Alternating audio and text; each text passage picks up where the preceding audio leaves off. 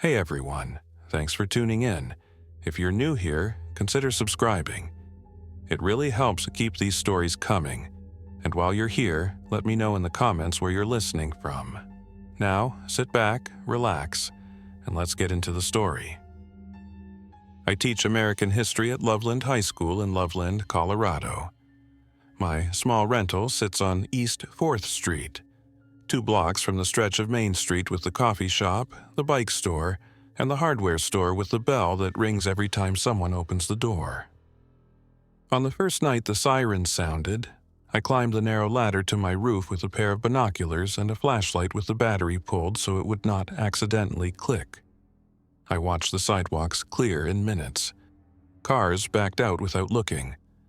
A bus ran the light at Lincoln Avenue. The boutique left its door propped open and the heater kept running like the world refused to believe anything had changed. I turned my phone face down so the screen would not glow. I thought being quiet would keep me safe. I've always been the person who writes things down. I grade with a pen. I leave notes in the margins. I keep attendance by hand even though the school has an online system. The school's learning platform crashed that first afternoon, and the radio on my bookshelf, it is a small hand-cranked set with a solar strip on top, picked up the civil alert tone at around 6:30 p.m. The voice was steady, the same cadence as wildfire warnings. The message said to stay indoors, avoid close contact, and report aggressive behavior to emergency services. It did not say the word I had been reading in headlines for a week. It did not say zombie. It said, highly contagious neurological disorder with rapid behavioral onset. I wrote the phrase exactly as they said it in the first page of the spiral notebook. Then I drew a line under it and wrote the date. My house is brick, built in the 1940s. The attic hatch opens to a crawl space. The roof is pitched, asphalt shingles, not easy to stand on. I keep a sheet of plywood up there from when I built a vent cover in the spring, and I lay it flat to kneel without slipping. From that position, I have a clear view down East 4th Street toward Main. The stop sign at the corner is slightly bent from someone reversing into it last winter. The old cottonwood by the alley shifts and throws shadows across the pavement whenever the wind climbs out of the canyon. It is the kind of town where you usually know who is driving by because you recognize the truck. That first hour, I recognized almost no one. I had food because I am a lazy cook and buy in bulk. Dried beans, canned tomatoes, pasta, peanut butter, oatmeal, rice, and applesauce. I had bottled water for wildfire season. I filled the bathtub because emergency guides say to do that if water service might fail, and I tied a note to the faucet to remind myself the tub water is for washing, only unless boiled. I shut off the gas to the old wall heater after I smelled faint exhaust when the wind turned. I turned the water heater to its hottest setting so any water stored in the tank would be safer to drink if I had to drain it later. I found my water test strips and a jug of unscented chlorine bleach, and wrote the mix ratio on blue painter's tape and stuck it to the cabinet door. I wrote it again in the notebook. I sleep on the back side of the house now, not in the front bedroom that faces the street. I hung a moving blanket over that window so it looks dark from the sidewalk. I put a towel at the bottom of the front door to block light leaks. I shut off the breaker to the porch light.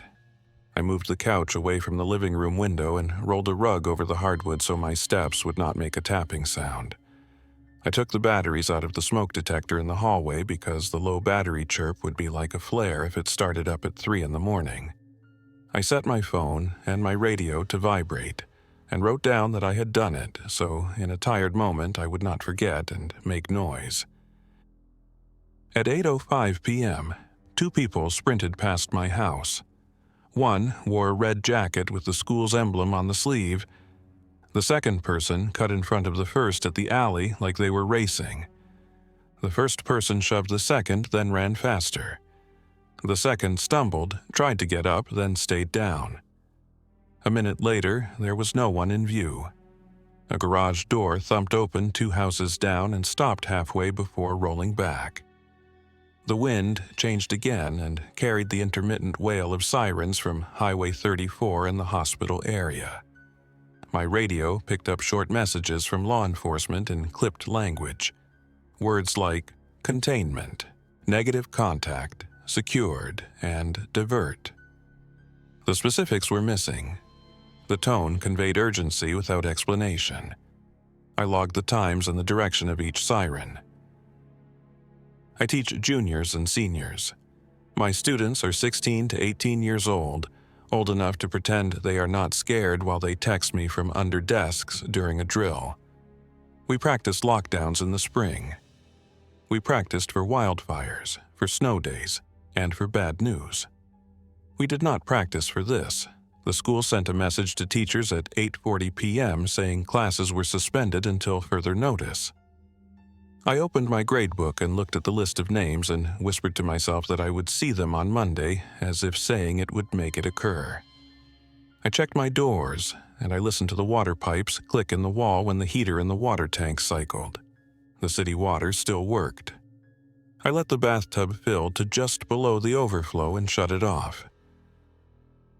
The first night was the loudest, the second was quiet. Quiet in a way that makes sound its own shape. No music from the bar, no truck downshifting at the turn by the post office. No trains through the yard near the river. The grocery store parking lot lights stayed on, but the lot was empty. I watched one employee run a push broom inside the glass as if there would be customers in the morning. At 11:10 p.m. on the second night, I saw a man walk down the middle of Main Street with no coat, hands open, head tilted. He stopped at the intersection under the walk sign even though there was no car.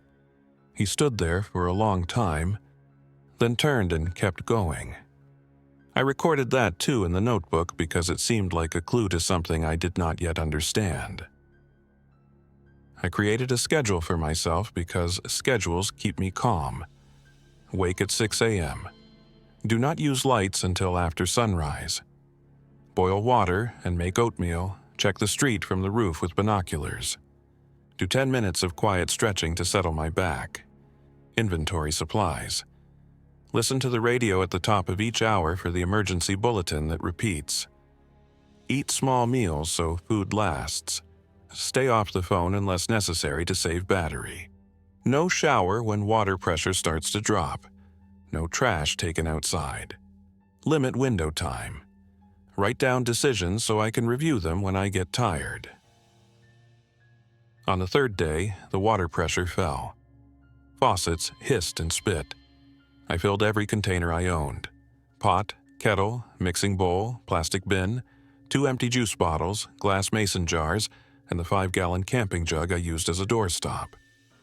I closed the shutoff valve on the water heater and wrapped a note that says, "Do not open without boiling," around the pipe with twine. I added a line in the notebook with measurements of how full each container was and a rough estimate of gallons. I wrote, "Use oldest water first," and underlined it. I boiled a small pot for tea, even though tea does not help with survival. It made me feel like I still had a routine. On the fourth night, I saw Lily. She was in my last class 2 days before the alarm. She sits near the windows and takes notes in a purple notebook. She has the neat handwriting of a person who reads instructions before starting a project. She ran cross-country in the fall and said she loved the quiet of early morning runs before the buses rolled. At 2:15 a.m., I looked down the street after a gust pushed my plywood board and made me think about securing it better. And there she was in the streetlight. Barefoot, shirt turned inside out, hat missing. Arms twitching like she was trying to shake off a cramp. She did not blink for the entire time I watched. She turned in slow degrees and then set her face toward my house and began to walk. I put my forehead on the roof shingles and drew a careful breath. I did not move the plywood. I did not wave. I did not say her name because I did not know if I was still safe with words. She stopped at my front walk and swayed. I watched for another person. I listened for any sound beyond the wind moving the dry leaves on the curb. She lifted one foot as if to step up, then set it down again. She turned her head to the side, but her eyes did not follow. Her mouth opened and closed with no sound. I wanted to call her mother. I wanted to go downstairs and open the door. I stayed still because the voice on the radio had said the words, "Avoid contact." I watched for another full minute that felt like an hour on a day when clocks had lost their weight. Then she turned and continued past my porch like my house was just another shape in a street she did not recognize. I wrote her name in the notebook with the time. I wrote what she wore. I wrote that she was barefoot. I wrote that she did not respond to visual cues. I wrote that she did not try the handle on the door. I wrote that her movement pattern looked deliberate but not aware. I wrote that her respiration looked normal. I wrote, "Do not approach." I wrote, "Stay hidden." Then I put the pen down and pressed my hands together until my knuckles hurt, and the physical sensation brought my thoughts back. Power stayed on for 6 days. On the morning of the 7th, the lights did not come on, and the refrigerator stopped its low hum. I moved anything perishable into the coldest corner of the basement and covered it with a thick blanket. I put a thermometer on top and wrote down the reading each morning. I blocked off 2 rooms with blankets so my body heat would not try to warm the entire house at night. I switched to a headlamp set on the lowest setting and wore it under a knit cap so the light would not reflect in windows. I made a rule that I would only cook once per day to save fuel. I turned my hand crank radio for 15 minutes at a time until the battery indicator said it was full. The alert tone still repeated every hour. The wording changed subtly. The message now said "shelter in place until official evacuation is announced," and listed a statewide telephone number that rang without answering. I keep one defensive tool in the house, locked with a cable through a steel ring in the floor of the hall closet. I grew up around responsible gun owners. I have a 12-gauge pump-action shotgun with an 18.5-inch barrel and a simple bead sight. It is a Mossberg 500. I use simple birdshot for practice and buckshot for emergencies. I have a pair of electronic earmuffs and wraparound eye protection in the lockbox too, because my hearing and vision are useful and worth protecting. I learned to handle the gun safely from a friend who teaches hunter education. I unlocked the cable, checked the chamber to confirm it was empty, loaded the tube magazine with 2 shells and kept 4 more in a stock sleeve, then put it back where I could reach it. I told myself I hoped I would never need it. I made a second rule: avoid confrontation by avoiding detection. I left the house for the first time on the 9th morning after the sirens. The rule I set for leaving was simple: daylight only, no engine noise, plan the route, take the safest option even if slower, return with more than I took. I wore gloves, a plain hooded sweatshirt, dark pants, and running shoes. I strapped a small hiking pack with a bright interior so I could find items quickly without rifling. Inside, I packed a compact first aid kit, extra socks, 2 N95 masks in a sealed bag, safety glasses, a small pry bar, a roll of tape, a phone battery pack, a water bottle with a metal cup nested under it, and a folded paper map of the neighborhood that I drew myself with notes on fences and sight lines. I carried a mountain bike down the back steps so the door's squeak would not echo in the street. I walked it through the alley until I was half a block away before I swung a leg over and pedaled. The hardware store door was still propped with the wooden wedge. The bell on the spring sat silent because the power to the door sensor was out. I scanned the street for any movement and then bumped the door with my hip so it opened without the wedge scraping. My heart sounded too loud inside my head. I eased the door closed with my foot. Inside smelled like fertilizer and new rope. I moved carefully toward the camping aisle. I grabbed a water filter, a compact canister stove, 2 fuel canisters, a small cookpot, matches in a sealed plastic box, a multi-tool, and 4 candles. Near the back, I found heavy plastic sheeting, paracord, and a box of contractor-grade trash bags. I left cash on the counter and wrote on the page of a notepad I found there. I will return to settle more when this clears. I did not sign my name. I did not know what settling would look like anymore. I passed the bookstore and saw a paper sign taped inside. Community info board, write what you know. The board had 3 notes. One said, water still on near Garfield but weak. One said, saw guardsman near the river Tuesday. One said, if you need insulin, check the clinic's backup bridge. I took a photo with my phone so I could copy the information later into the notebook. I stopped at the pharmacy, and the metal security gate was halfway down. I saw movement in the back and stepped behind a display.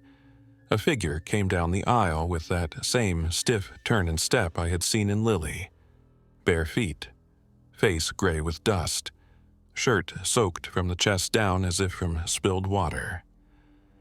The figure walked past me without even flinching when the sleeve brushed the rack. I waited until it turned down another aisle, and then I left without touching the front gate. I felt my lungs trying to speed up, and I slowed them deliberately until air moved without making sound. Back home, I unpacked slowly and recorded each item. I worked through a familiar lesson plan in my head to calm down. Historical sources and how to evaluate them. First, write what you saw. Second, write what you think it means. Third, separate the two. I wrote what I saw at the pharmacy with times and positions like I would on the whiteboard in class when I demonstrate primary sources. Then I wrote what I think it means. There are people moving who are not aware. They are drawn to sound. They do not react to slow movement at a distance. They do not scan corners. They are not working together. I circled drawn to sound and drew 2 arrows to it. I added stay hidden. I scripted my next outing. Earlier in the day, go by the clinic. Use the alley behind the school to avoid the 4-way stop that always creates a pocket of noise where engines idle. On day 11, I heard a knock on the back door. Not frantic. 3 knocks, then quiet. I froze and counted to 10. 3 more. I moved to the side and used a small mirror to look through the peephole from an angle. Mrs. Alvarez stood on my steps holding a grocery bag. She lives across the alley. She is a retired nurse. I opened the door as wide as the chain and said her name quietly. She said my name back in a breath that sounded like she had been holding it since the knock. I unhooked the chain and let her in and closed the door behind her. She set the bag down and squeezed my elbow like a pulse check. She brought condensed milk, a jar of instant coffee, a roll of gauze, and a small battery radio she said she found in a drawer and could not get working. I made coffee by boiling water on the new stove, and we sat at the kitchen table with the mugs in our hands as if we were building a small wall of routine. She had seen movement at the clinic. She had also seen the note about insulin and had tried to get in but did not want to make noise lifting the gate. She asked if I had seen anyone I knew. I told her I saw Lily, and then I stopped speaking. She nodded, like she already knew I had reached the edge of what I could say. We set rules together. We would not knock after dark. We would not use names outside. We would place a piece of white cloth on the back fence if we left, and remove it when we returned. We would not open the door to anyone who knocked in a pattern louder than a normal visitor because, in my experience, people in panic pound without counting. We would plan each outing. We would never both go out at the same time. She would watch while I moved, and I would watch while she moved. We would write down what we saw. We would not argue about small things. We said each rule out loud because saying things aloud makes them more likely to stick. We practiced hand signals we could see across the alley. 1 hand up means stop. 2 hands means go back. 1 hand pointing means look there. Hands crossed at the wrists means danger. We tried them from my back window and from her yard with the dying tomato vines. We recorded them in both our notebooks. We kept the radios off when not in use. We agreed to check them at the top of the hour on the first try and the bottom of the hour on the second in case we missed each other. We made a separate rule to talk on the radios only in single words if we had to, and only to confirm positions. On day 12, the emergency alert changed again. It named cities in northern Colorado and listed medical centers. It said to stay indoors and wait for a uniformed team to escort residents to an evacuation point when safe. There was no time listed.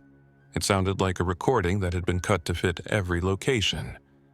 I wrote in the margin, "We may wait a long time." I drew a small box around the note like it was a vocabulary word I would define in class.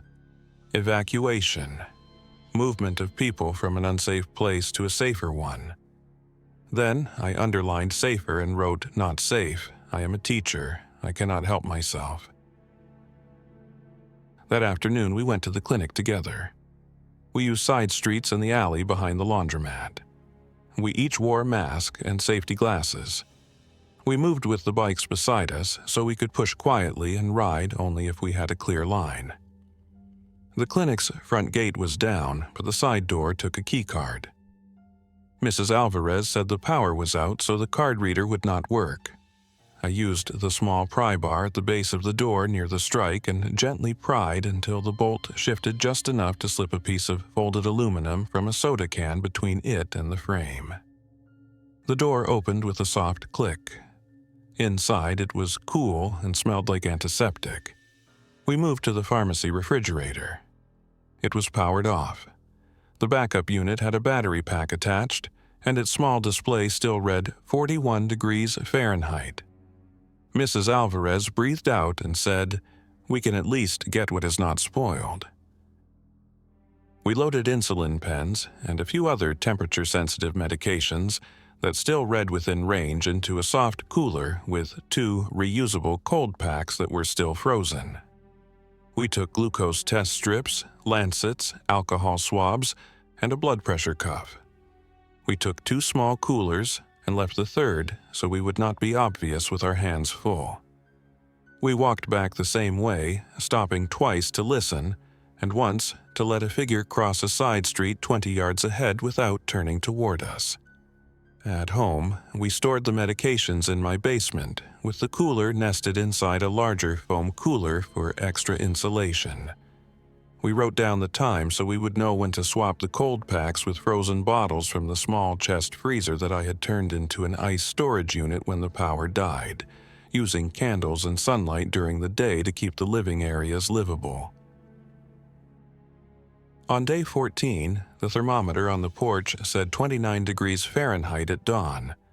The colder nights helped preserve food, but they also carried sound further. That morning, we heard a high, rhythmic clatter from down by the tracks.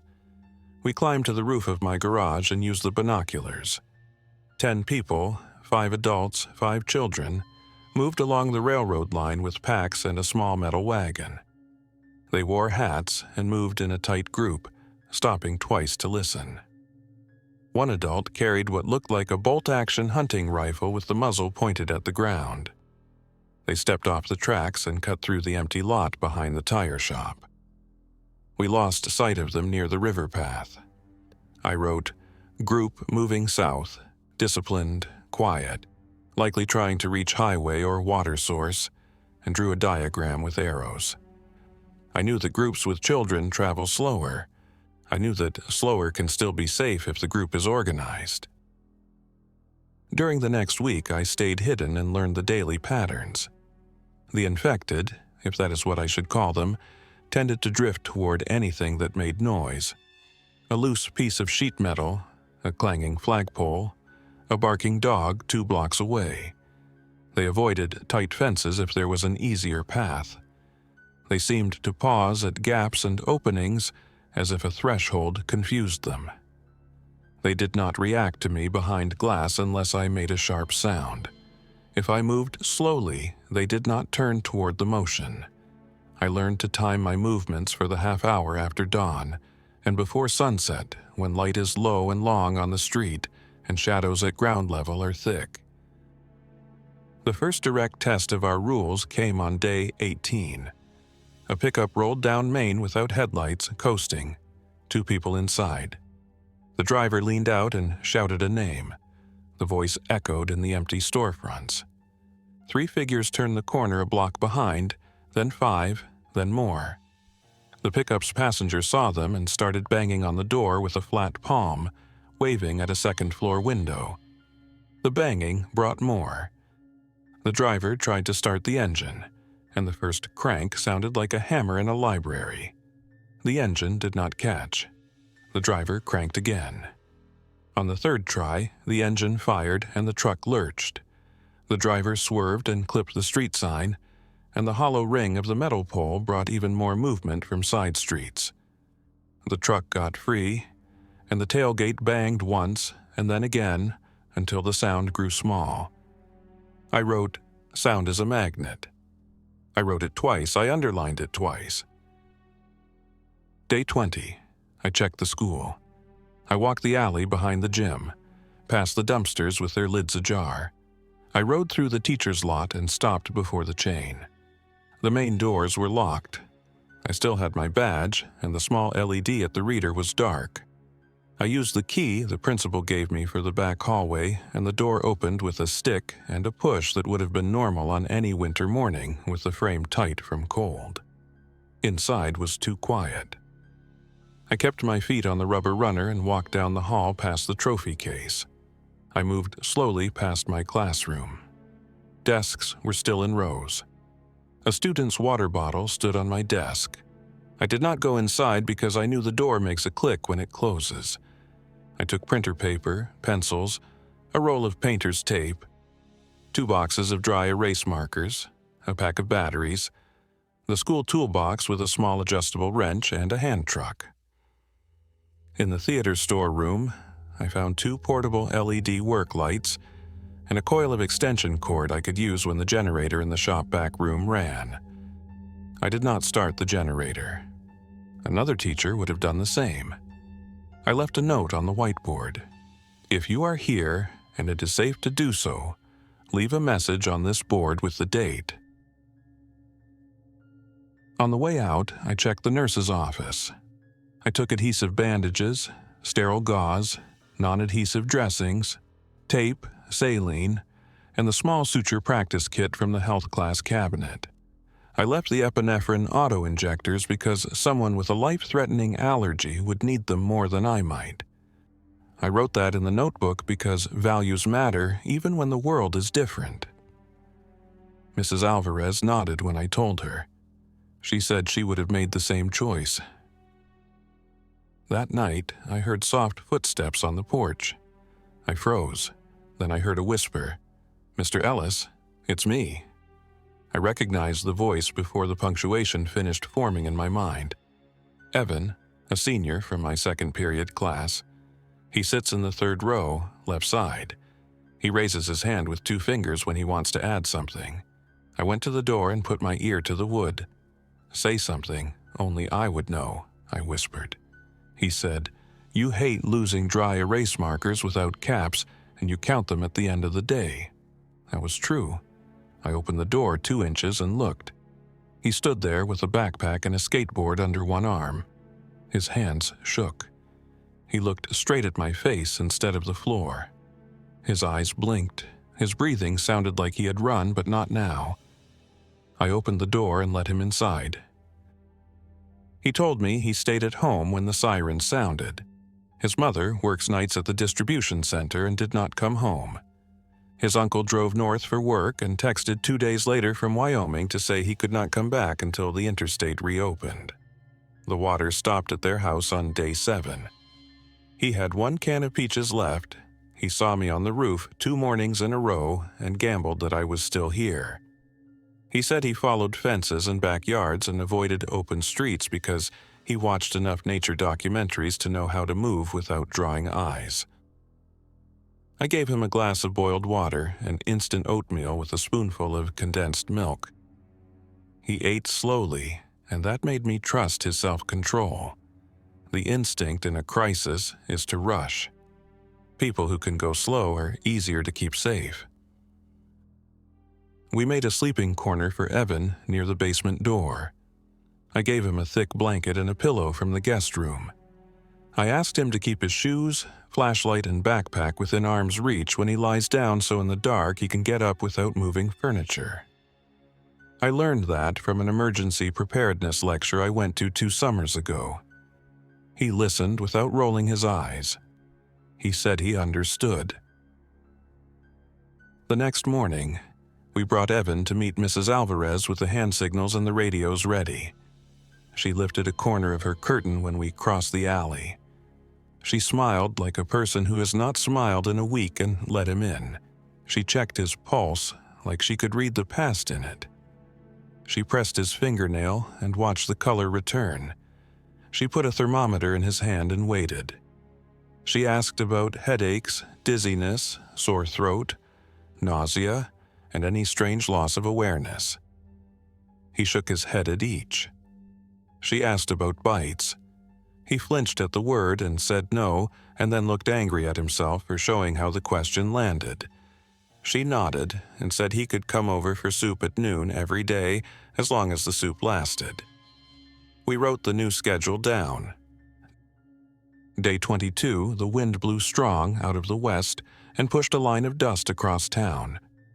I taped the windows in a grid so if one broke, shards would be less likely to fall inward. I set a box fan on low aimed out of a back window covered by the plastic sheeting so air would slowly draw inward through filtered gaps and make my house a little less dusty inside than outside. I put damp towels at the doors. I gave Evan a list of things to check if the dust storm brought down more power lines we could not see. Smell for gas. Listen for popping from transformers. Check the radio for new advisories. I am a teacher. I make checklists when I'm nervous. On day 23, we heard a public address system in the distance. A clear voice said, "Stay inside. Form an orderly line when called to your block." The voice repeated in English and then Spanish. We climbed to the roof and moved to where the peak blocks the view from the street.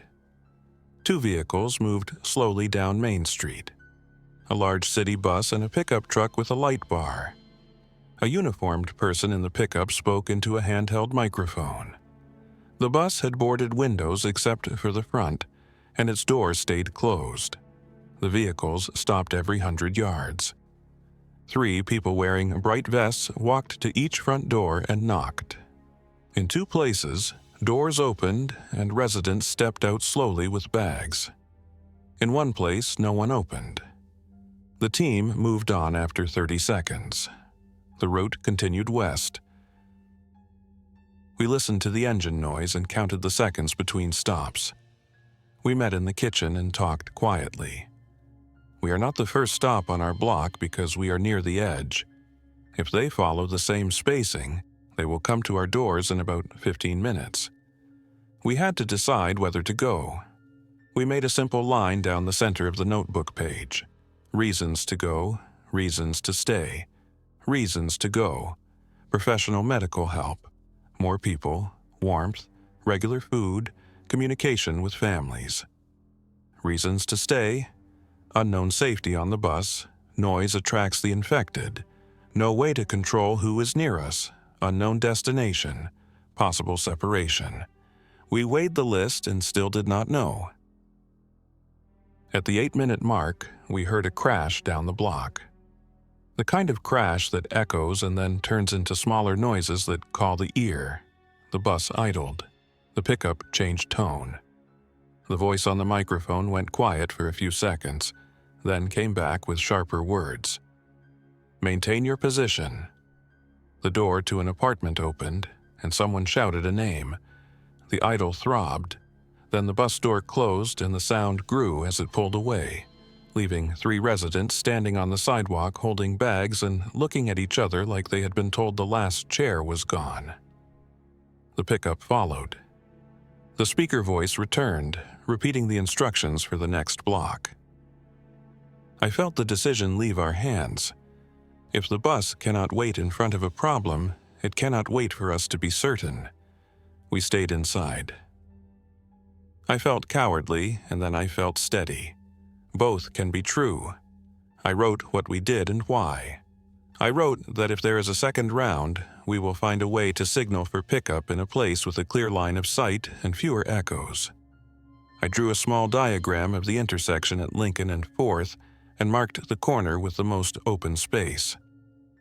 I wrote that if we go, we will go with packs only and leave a note visible on the table for any team that enters.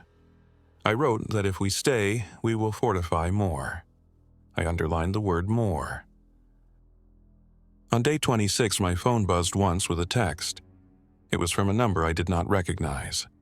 The message said, "Shelter at Thompson Valley High School Gym. Check in at West Doors. Bring ID." The timestamp was more than 9 hours old.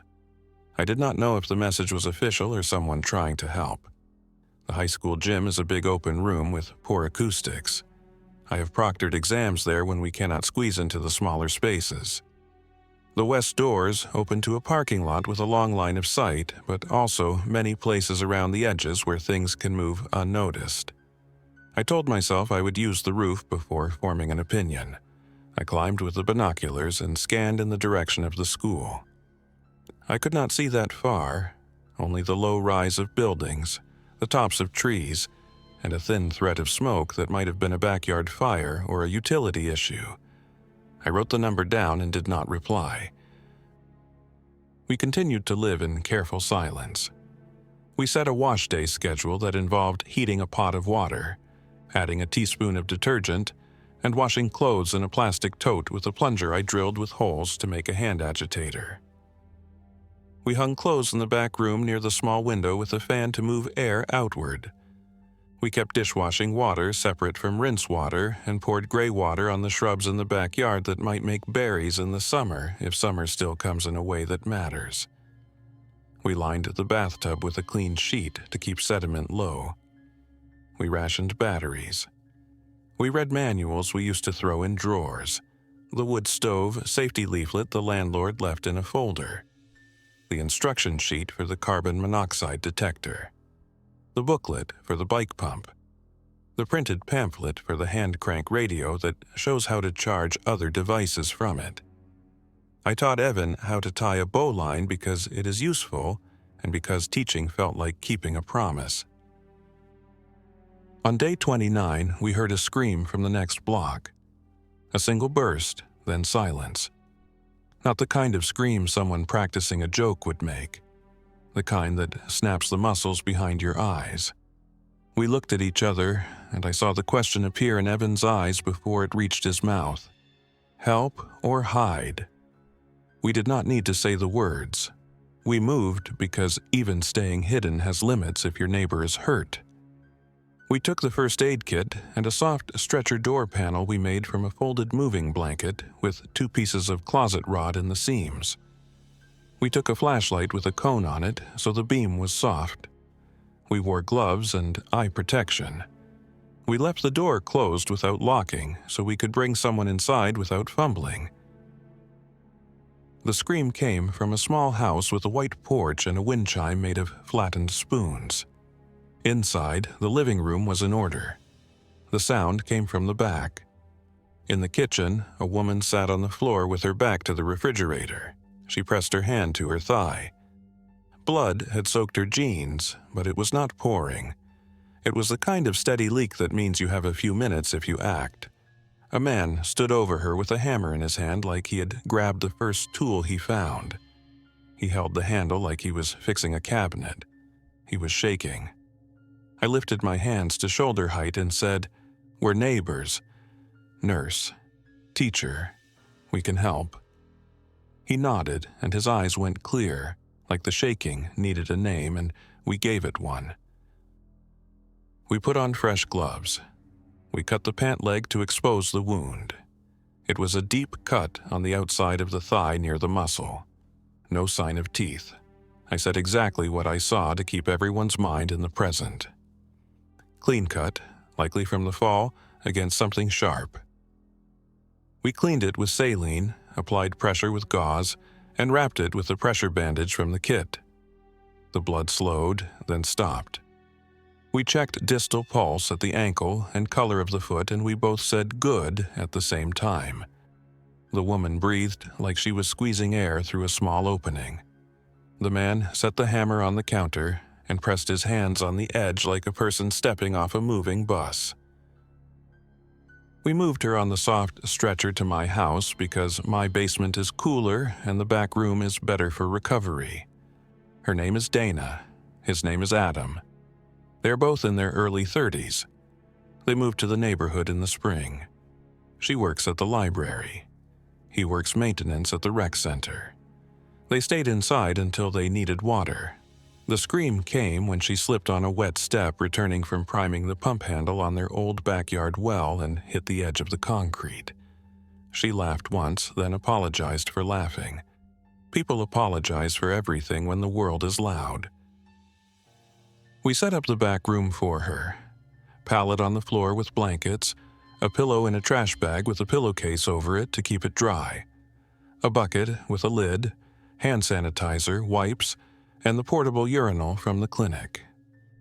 We put a small bell near her hand even though bells make sound because the sound of a bell is a controlled sound and she will only use it if she needs. We told them the rules and they agreed. We recorded times of medication and dressing changes. We took turns napping because adding 2 people changes the rhythm. We put the stools from the kitchen into the basement and they became chairs next to the pallet. The move felt like building a small clinic in a house that was never meant for anything but ordinary meals and homework. That night, the wind dropped and sound became crisp. From Main Street, we heard the scrape of something large being dragged. We turned off every light. We sat in the hallway with the shotgun across my knees and the door closed and the table pushed quietly against it as an extra brace. The scrape came again and then a clunk. I pictured a dumpster being moved. I told myself that picture so I would not picture other things. The sound grew distant. We breathed out through our noses. I counted a minute in my head and then 2 and then 3. We stayed put for 10. Day 31. We needed more fuel. The small stove canisters go fast when you boil water for 4. The hardware store had some, but not many. The sporting goods store near the highway would have more, but it has glass frontage and a big echoing space inside.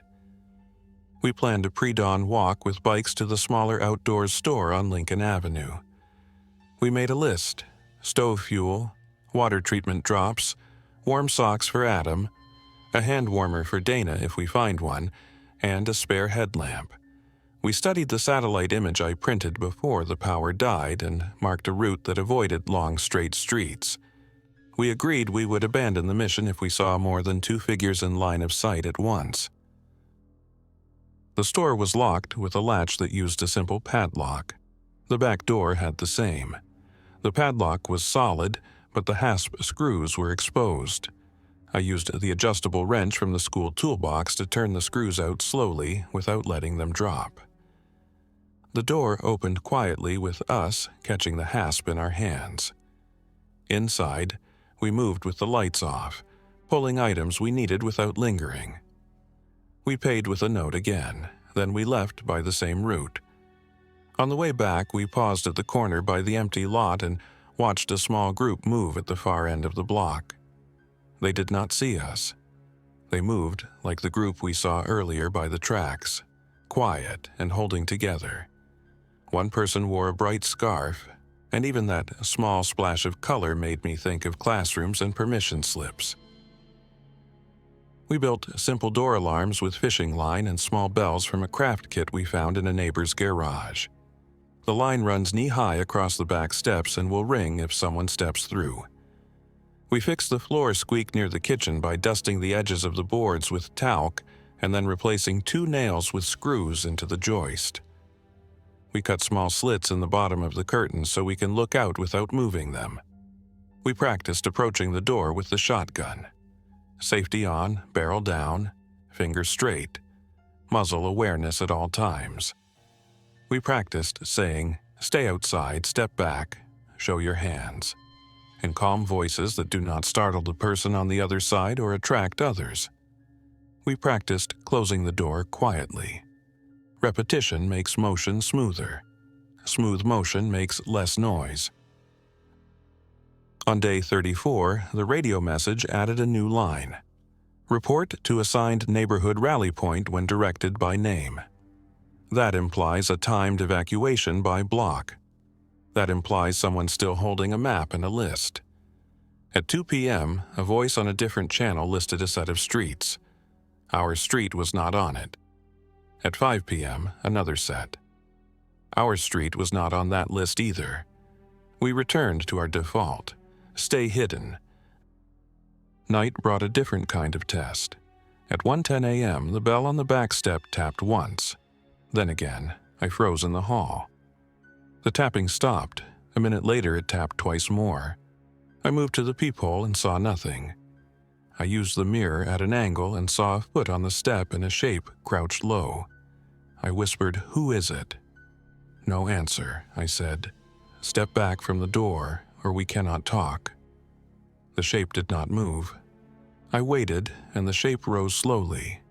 The person wore a heavy coat, hood up, face in shadow.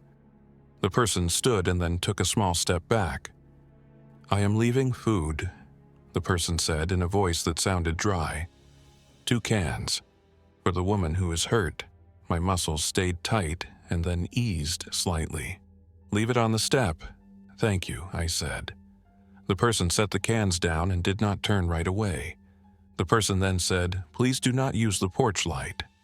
I said we would not. The person walked into the alley and then away. I waited another full minute, then opened the door and pulled the cans inside. One was chicken soup, one was peaches. I set them on the table like artifacts. We added a line to our rules. Leave 2 cans on a porch you pass when you can. Day 37. Dana stood for the first time with weight on both feet. We changed her dressing and the wound looked clean. She practiced using the cane Adam found in a box marked Grandpa in the garage, and we said the numbers out loud. 5 steps, then rest. 10 steps, then rest. Saying the numbers makes the path visible. She cried once, and then wiped her eyes and laughed again at herself for crying. She is the kind of person who apologizes for tears even when tears make sense. We started a small garden plan on paper even though the ground is frozen. Planning is a way to choose a future. We mapped the south-facing strip by the fence for beans and tomatoes. We marked spots for herbs because herbs make rice and beans taste different each day. We made a seed list. We wrote, "Ask at the library when it reopens," and then crossed it out and wrote, "Ask Dana if the seed library has a binder in the back."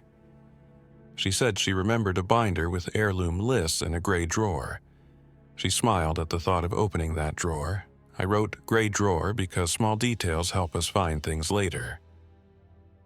On day 40, I saw Lily again. She stood at the corner by the bent stop sign. She wore the same shirt. Her face had windburn and dust. She did not blink. She looked thinner in the way of someone who stopped eating but kept moving.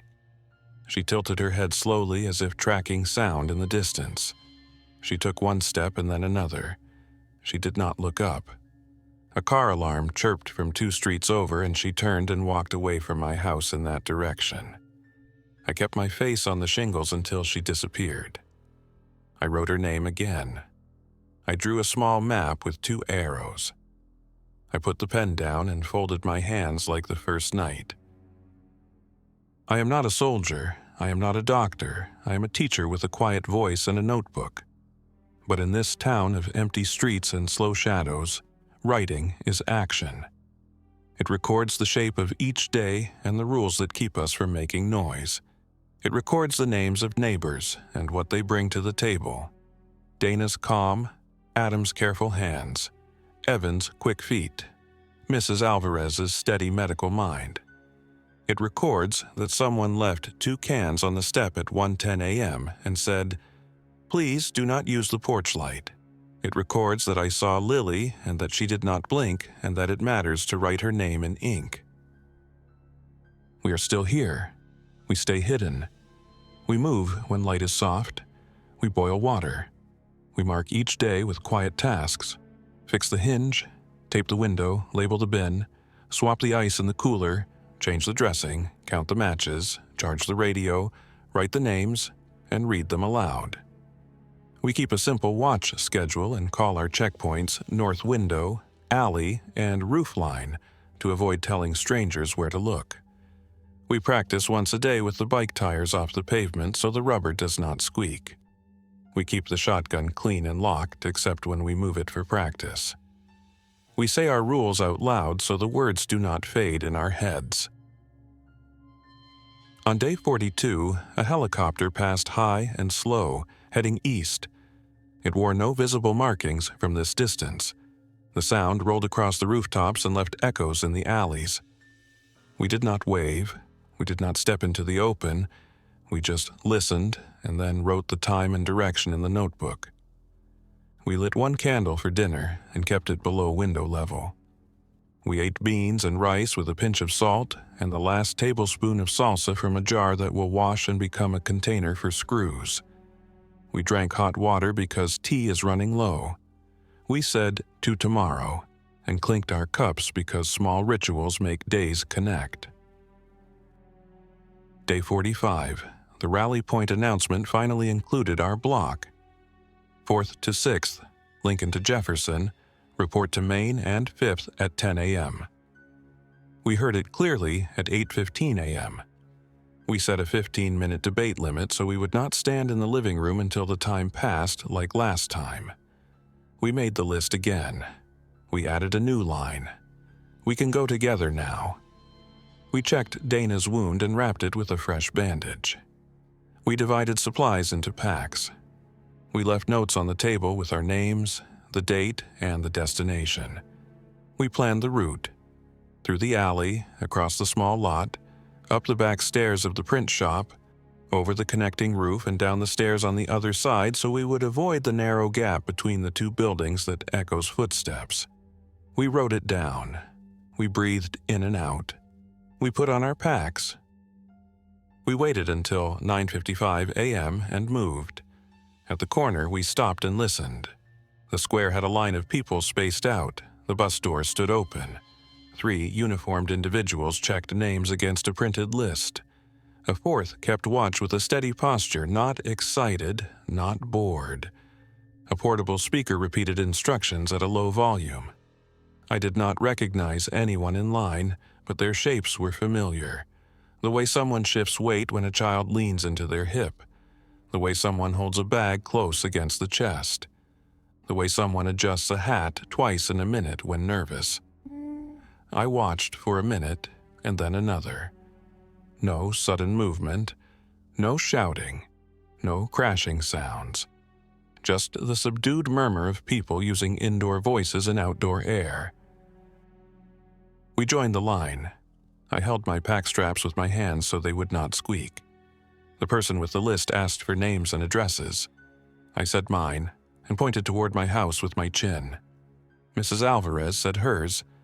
Evan said his. Adam and Dana said theirs. The person checked the names and put a check mark next to each. The person asked if we had any symptoms and we answered clearly. The person asked if we had been around anyone who showed sudden loss of awareness in the past 24 hours. I said, not in the past 24. The person nodded. The person put an adhesive wristband on each of us with the day and block number. Before we stepped onto the bus, I looked toward the corner where I had seen Lily twice. The light at the intersection flickered in the way of a lamp getting the last of the charge. The wind moved a paper sign and then set it back down. I did not see her. I told myself that if she is still moving, the team will find her. Or, if she is still, someone will write her name in their notebook like I did. I put my foot on the bus step and my leg did not shake. Inside the bus, the seats had numbers. The windows were covered partway with paper to reduce reflections. A person at the front spoke quietly and said we would ride 4 blocks at a time, stop, check, and then move again. This is how they avoid pulling a magnet of movement behind them. It made sense. Dana sat near the front to keep her weight off her leg. Adam sat next to her. I took the aisle, and Evan took the window 2 rows back. Mrs. Alvarez sat where she could see Dana and me at once. We all faced forward. The bus moved. We stopped at the next block. The team checked doors again and brought 2 more people aboard. A man with a bandage on his head and a woman in a coat that looked like it once belonged to a bigger person. The bus moved again. The driver kept a steady speed, not too fast, not too slow. The pickup ahead rolled at the same pace, someone standing in the bed scanning with binoculars. The light changed, and the driver did not stop. The pickup rolled through and the bus followed because stopping at a signal would be loud with braking and starting. We floated the intersections. We turned toward the high school. The gym doors were open. Inside, the floor had lines of tape spaced far apart. Families stood on their squares with bags at their feet. A nurse with a clipboard moved from square to square asking questions. A table held water in paper cups. Another table held basic food, crackers, peanut butter, apples. The far doors were open too to let air move. A generator outside ran at a steady, low note that told me whoever set it up knew how to load it. The sound was muffled by plywood baffles to keep the noise from bouncing across the parking lot. Even now, the biggest lesson from the last 45 days held true. Sound draws danger. The team understood this. We queued and answered questions again. We kept our voices low. We watched the door. We watched the ceiling vents. We watched everything the way you watch when you have been hidden for weeks. We were assigned a square and told we would be moved later to a different room if we needed to stay overnight. The person assigning squares spoke to me like a colleague, not like a child, and that helped.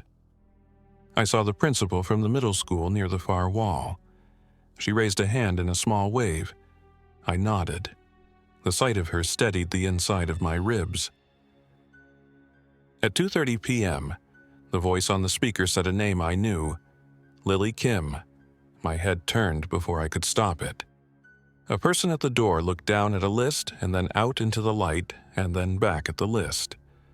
For a moment, I felt that pressure in the chest that tells you a memory is about to cross the room. Then the person called the next name, and the line moved.